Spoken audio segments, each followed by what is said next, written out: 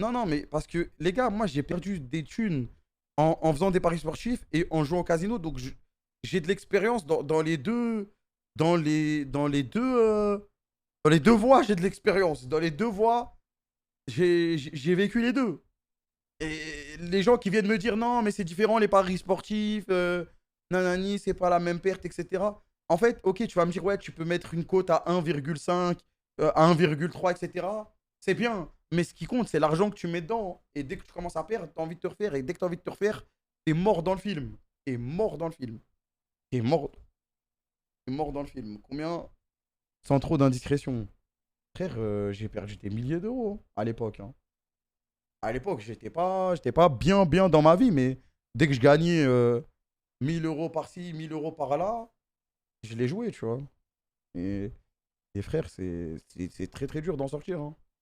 C'est très, très dur d'en sortir et c'est très, très dur d'en parler aussi. Parce que tu te rends pas compte, en fait. Il y a des paris sportifs à la TV, pub, pareil, poker et même des émissions, mais jamais casino car interdit. Twitch, ça ligne juste sur la TV mainstream sur ça. Moi, je te dis, ils ont des intérêts sur les trucs paris sportifs. Fanny de chez Kamel Sad. Ouais, je t'ai refait un compte et t'as 5 mois de sub. Perso, addict au Paris, en ce moment, dur, dur d'en sortir. La vie de ma mère, c'est banalisé. Et alors, mais les gars, c'est pas parce que c'est banalisé que ça nique pas des familles tout entières. Bah, si, si, la télé, ils font des pubs. Donc nous, on doit faire comme la télé. Donc le drama concernait les paris sportifs de base. Exactement. Ah, si ça part de Slicker, Slicker, c'était les paris sportifs. C'était quoi que t'as sorti de ça? La famille, la religion, ta copine. Non, non, c'était avant que je rencontre ma copine. C'est plus, à un moment, je me suis. Je savais plus ce que je faisais, frère, c'est tout, frère. Je me suis posé avec moi-même et j'ai essayé de voir où j'en étais dans ma vie. Et j'en avais marre d'aller dormir. J'en avais marre d'aller dormir la boule au ventre à chaque fois que je gagnais des étals, je perdais tout. Je gardais juste pour payer le loyer.